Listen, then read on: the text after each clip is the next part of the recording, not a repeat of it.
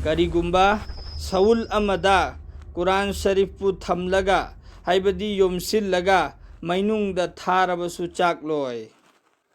Sigisida Allah gi Rasulna hairamibo haisidi Sawun amada Sawun sina Quran Sharif si yomjallaga maida langjallabasu maina chakpa ngammoyena Allah gi Rasulna hairameba.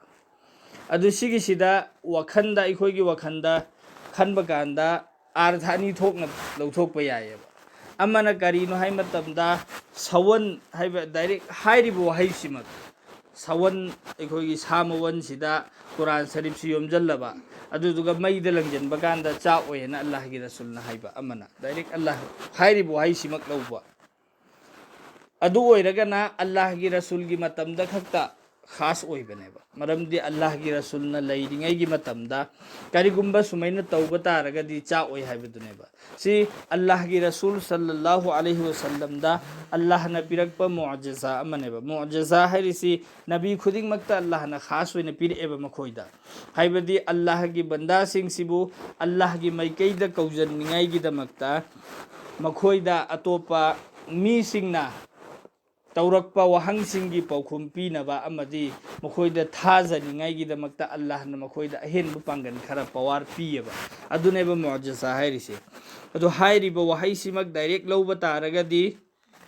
Allah gi Rasul gi matamda khakta oiganeba adu hujik aikhoina karigumba sawan da Quran si yomjallaga langjallasu maina chakhineba hujik aikhoina langjallagadi maramdi Allah gi Rasul na hairamidu Allah gi Rasul gi matam khakkineba Adu sinatabida atopa amana karino hai matamda sawan sina Allah gi Rasulna hainingi bagi arthadi miyoi bagi sawan se aduga sawan sina yomjan bahar sina thamoi manungda Quran leibudo haibadi kana gumba mi emna Quran Sharif si chimpha pukhre hafiz oire adugi matungda masi karigumba maran amagi damakta jahannam da tha thaba ta jahannam da lang thaba taragasu jahannam gi maina chakloi haibane aduneba Allah gi Rasulna hairammise do hairamiba animakse amada lauragana Allah gi Rasul gi matam khakki oigani adu hujigi ani subasina hafize Quran gi oibagi khas oibaneba adu atopa hadis amadana ne karien hairi ma masat hunnar haibidi maina sokloi na haiba maina phoba monda so oiba karigumba hafize Quran ama jahannam da tha thaba taragaso mana leiriba mafamdo adwai area do maidu mutkraneba mangonda maiduna so aroi hadis ki wahaisidagi lauthokpa ganda maiduna so oiba Quran Sharif pu chinpha tau maramdi haktala shanahuna kalampak yauba pukning adubu azab tawbiroi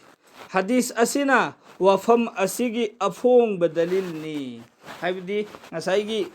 wakhalda Allah gi Rasulna hairiba simak direct oina oirabaina hairisi sigi nattabida aikhoigi wakhanda hena lumbadi karino hai matamda Allah gi Rasulna hairiba hadisida hainingidudi ngasaigi hafize Quran gi maramdani sinida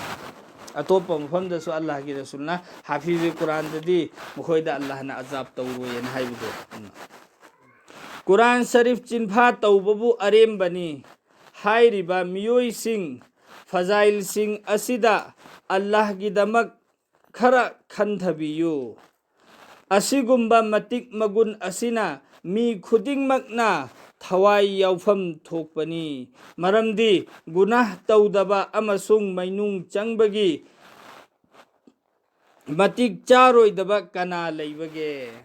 haibadi aikhoi khudingmak gunahda tawduna leiribani dugunahda luptuna leiribani Allah na nungsibidna kokthokpiba nattana aikhoigi amal leiribsina de aikhoibu direct hekta jannatta kaba haibududi oitho oisinida aduna Quran Sharif si chimpha puhoba hafize Quran oihal hoba taragadi Allah na mahak monda azab piroi hairi duda chalhanbigani sinida